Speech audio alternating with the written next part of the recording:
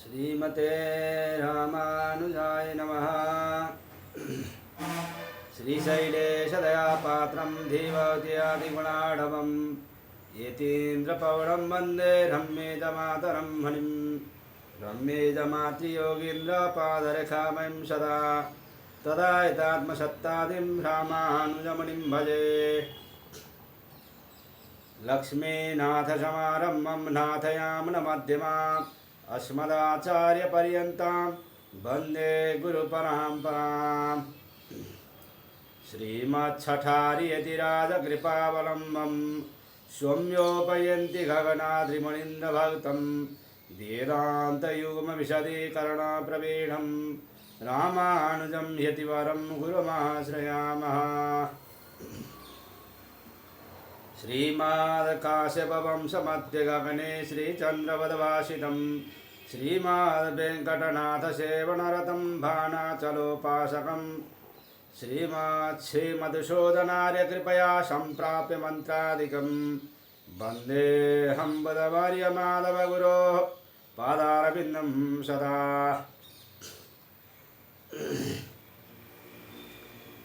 जय श्रीमन्नारायण। हम लोगों ने भक्तों के विषय में, आलवार आचार्यों के विषय में सत्संग किया। अब आज नवदा भक्ति के विषय में संक्षिप्त सत्संग करने जा रहे हैं। भक्ति ही एक ऐसा साधन है जिसको सभी सुगमता से कर सकते हैं। उसमें कोई जातीय भेद नहीं है और जिसमें सभी मनुष्यों का अधिकार है। इस कलिकाल में तो भक्ति के समान आत्मोद्धार के लिए दूसरा कोई सुगम उपाय है ही नहीं, क्योंकि ज्ञान, योग, तप, याग आदि इस समय सिद्ध होने बहुत ही कठिन है और इस समय इनके उपयुक्त सहायक सामग्री आदि साधन भी मिलने कठिन है। वेद में 3 कांड हैं। एक कर्म कांड, एक ज्ञान कांड और एक उपासना कांड, माने भक्ति कांड। इसलिए मनुष्यों को कटिबद्ध होकर केवल ईश्वर की भक्ति का ही साधन करने के लिए तत्पर होना चाहिए। विचार करके देखा जाए तो संसार में धर्म को मानने वाले जितने लोग हैं उनमें अधिकांश ईश्वर भक्ति को ही पसंद करते हैं।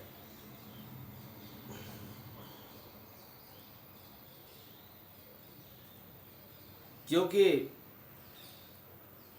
भगवान का नाम ही आनंद है। आनंद को सभी चाहते हैं, चींटी से लेके ब्रह्मा तक सभी भक्ति करते हैं, लेकिन मिलता नहीं। भक्ति करने की तरीका अलग अलग है, लेकिन चाहते तो सब आनंद ही है। आनंद का ही पर्यायवाची नाम राम है, कृष्ण है।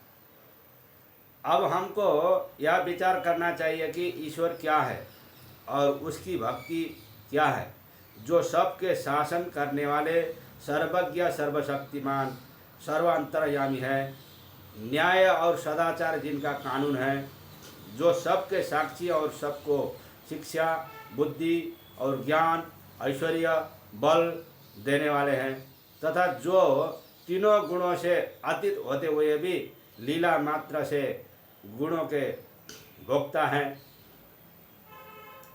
जिनकी भक्ति से मनुष्य संपूर्ण दुर्गुण, दुराचार और दुखों से विमुक्त होकर परम पवित्र बन जाता है, जो अव्यक्त होकर भी जीवों पर दया करके जीवों के कल्याण एवं धर्म के प्रचार तथा भक्तों को आश्रय देने के लिए अपनी लीला से समय समय पर देव, मनुष्य आदि सभी रूपों में व्यक्त होते हैं। अर्थात साकार रूप से प्रत्यक्ष प्रकट होकर भक्तजनों को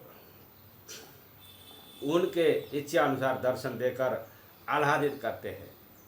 और जो सत्य युग में श्री हरि के रूप में, त्रेता युग में श्री राम रूप में, द्वापर युग में श्री कृष्ण रूप में प्रकट हुए थे, उन प्रेममय नित्य अविनाशी विज्ञानानंद घन सर्वव्यापी हरि को ईश्वर समझना चाहिए,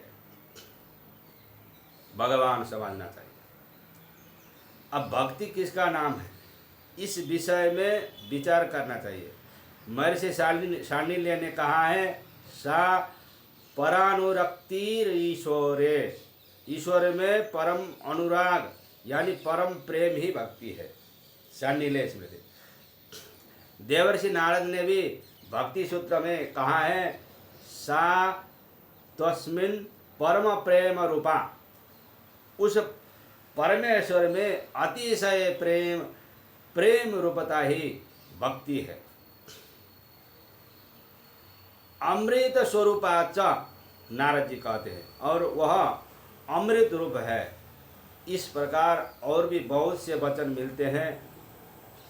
इनसे यही मालूम होता है कि ईश्वर में जो परम प्रेम है वही अमृत है, वही असली भक्ति है। यदि कहे कि व्याकरण से भक्ति शब्द का अर्थ सेवा होता है, क्योंकि भक्ति शब्द बल सेवायम धातु से बनता है, तो यह कहना भी ठीक ही है। प्रेम सेवा का फल है और भक्ति के साधनों की अंतिम सीमा है। जैसे वृक्ष की पूर्णता और गौरव फल आने पर ही है, इसी प्रकार भक्ति की पूर्णता और गौरव भगवान में परम प्रेम होने में ही है। प्रेम ही उसकी पराकाष्ठा है और प्रेम के ही लिए सेवा की जाती है। बिना सेवा प्रेम नहीं होता है। इसीलिए वास्तव में भगवान में अनन्य प्रेम का होना ही भक्ति है। भगवान का सेवा अनन्य भाव से करना ही भक्ति है। दोनों ही एक साथ चलते हैं। यद्यपि ईश्वर की भक्ति में सभी जीवों का अधिकार होना ही न्याययुक्त है, क्योंकि हनुमान, जामवंत, गजेंद्र, गरुड़, कागभूषुंडी और जटायु आदि पशु पक्षी भी भगवान की भक्ति के प्रताप से परम पद को प्राप्त हुए हैं। परंतु मनुष्यातिरिक्त पशु पक्षी आदि में ज्ञान और साधन का अभाव होने के कारण वह ईश्वर भक्ति कर नहीं पाते। इसीलिए शास्त्रकार ईश्वर भक्ति में मनुष्यों का अधिकार बतलाते हैं। ईश्वर की भक्ति में आयु और रूप का तो कुछ भी मूल्य नहीं है। विद्या, धन, जाति और बल ये भी मुख्य नहीं है। एवं सदाचार और सद्गुणों की तरफ भी भगवान इतना ख्याल नहीं करते। वो केवल प्रेम को ही देखते हैं। किसी कवि ने कहा है, व्यादस्याचरणं ध्रुवस्य च वयो विद्या गजेन्द्रस्य का जातिर्विदुरस्य यादवपतेरुग्रस्य किं पौरुषम् कुब्जायाः कमनीयरूपमदेकं किं तत्शुद्धाम्नो धनम् भक्त्या तुष्यति केवलं न च गुणैर्भक्ति प्रियो माधवः। व्याध का कौन सा अच्छा आचरण था? ध्रुव की आयु ही कितनी थी? गजेंद्र के पास कौन सी विद्या थी? विदुर की कौन उत्तम जाति थी? यादवपति उग्रसेन का कौन सा पुरुषार्थ था? कुब्जा का ऐसा क्या विशेष सुंदर रूप था? सुदामा के पास कौन सा धन था? भक्ति प्रिय माधव तो केवल भक्ति से ही संतुष्ट होते हैं, गुणों से नहीं। सदाचार और सद्गुण तो उस भक्तों में भक्ति के प्रभाव से अनायास ही आ जाते हैं। इसीलिए ईश्वर की भक्ति में सदाचार और सद्गुणों की भी इतनी प्रधानता नहीं है। किंतु इससे यह नहीं समझ लेना चाहिए कि ईश्वर की भक्ति में सदाचार और सद्गुणों की आवश्यकता ही नहीं है।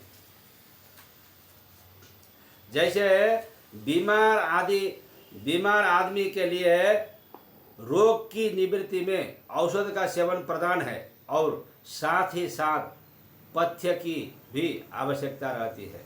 इसी प्रकार जन्म मरण रूपी भवरोग की निवृत्ति के लिए ईश्वर की भक्ति परम औषध है और सद्गुण तथा सदाचार का सेवन पथ्य है। लौकिक रोग की निवृत्ति के लिए रोगी औषध का सेवन करता हुआ यदि पृथ्वी की ओर ध्यान नहीं देता तो उसके रोग की निवृत्ति प्राय नहीं होती। किंतु सदाचार और सद्गुण रूपी पथ्य की कमी रहने पर भी भक्ति रूपी औषध के सेवन से भव रोग की निवृत्ति हो जाती है, क्योंकि भक्ति रूपी औषध पथ्य का काम भी कर लेती है। इतना ही नहीं, कुपथ्य सेवन से उत्पन्न हुए नाना प्रकार के दुर्गुण और विघ्न रूप दोष का नाश एवं सदाचार सद्गुण रूप पथ्य का उत्पादन भी ईश्वर भक्ति कर देती है तथा सदा के लिए रोग की जड़ उखाड़ डालती है। अतः ईश्वर भक्ति परम औषध है। अच्युतानंद गोविंद नामोच्चारण भेषजाता नश्यन्ति सकला रोग सत्यम सत्यम वदाम्यहम्। जो अच्युत अनंत और गोविंद का नाम लेकर जो आत्मन करते हैं,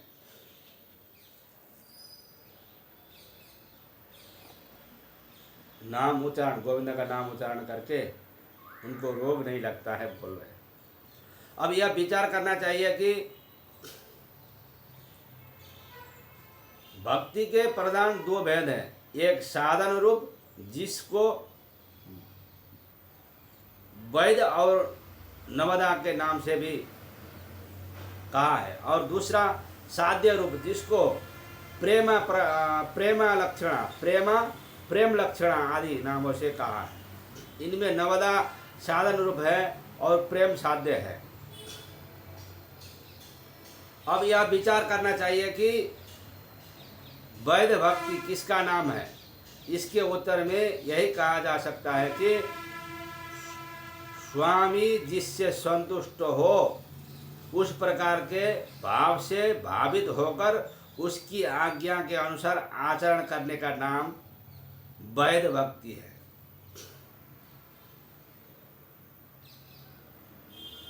ये नहीं कि स्वामी जी को जो पसंद नहीं है वो भोग लगाना, स्वामी जी जो नहीं खाते हैं वो भोग लगा के खाना, ऐसा नहीं। स्वामी जिससे संतुष्ट हो उस प्रकार के भाव से भावित होकर उसका सेवा भोग आदि लगाना चाहिए, सेवा करना चाहिए, वैसे ही आचरण करना चाहिए। शास्त्रों में उसके अनेक प्रकार के लक्षण बताए गए हैं। तुलसी के रामायण में सबरी के प्रति भगवान श्री रामचंद्र जी कहते हैं, प्रथम भगति संतन कर संगा, दूसरी रति मम कथा प्रसंगा, गुरपद पंकज सेवा, तीसरी भगति अमाना, चौथी भगति मम गुण गाना, करई कपट तजी गाना, मंत्र जाप मम दृढ़ विश्वासा, पंचम भजन सो वेद प्रकाशा, छठ दमशील विरति कहो बहो करसा करमा, निरत निरंतर सज्जन धरसा धर्मा, सातमा सममोही मैं जग देखा, मोते संत अधिक करि लेखा, आठवा जथा लाभ संतोषा सपने हो नहीं देखई परदोषा। नवम सरल सब सन छलहीना मम भरोसा ही हरस न दीना।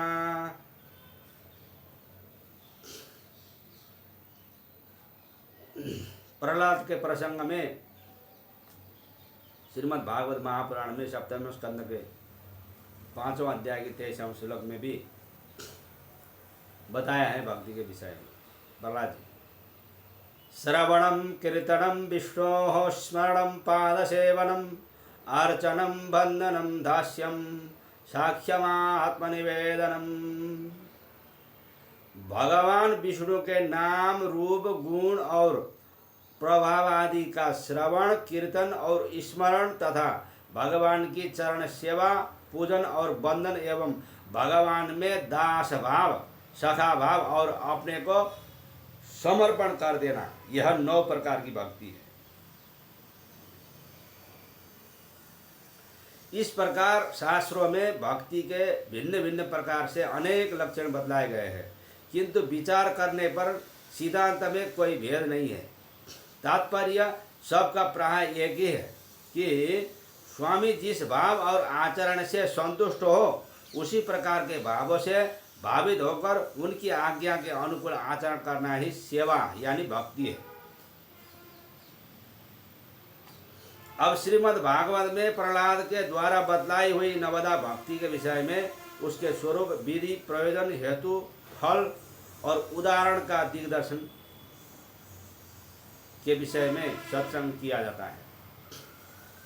इस उपयुक्त नवदा भक्ति में से एक का भी अच्छी प्रकार अनुष्ठान करने पर मनुष्य परम पद को प्राप्त हो जाता है।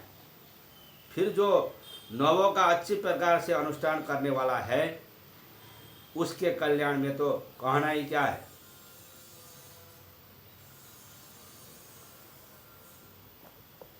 श्रवणम प्रथम भक्ति, भगवान के प्रेमी भक्तों द्वारा कथित भगवान के नाम रूप गुण लीला धाम प्रभाव लीला तत्व और रहस्य की अमृतमय कथाओं का श्रद्धा और प्रेम पूर्वक श्रवण करना एवं उन अमृतमय कथाओं का श्रवण करके वीणा के शून्य से जैसे हरिण मुग्ध हो जाता है वैसे ही प्रेम में मुग्ध हो जाना श्रवण भक्ति का स्वरूप है।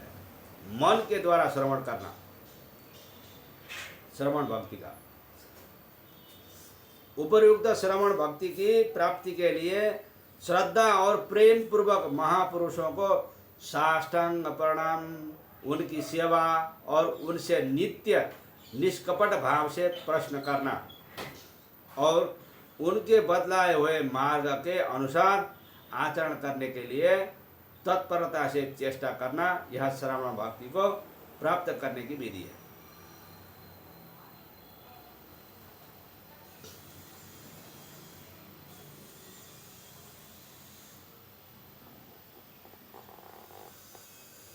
जय श्रीमन्नारायण। अस्मद्गुरु जय जय परम गुरु जय जय श्री सर्वगुरु रामानुज जय जय रामानुज जय जय यतिपति जय जय श्री धरणीधर फणिपति जय जय शठरिपु जय जय कारिसेनु जय जय श्री विश्वसेन मुनि सेनापति जय जय। जय श्रीमन्नारायण।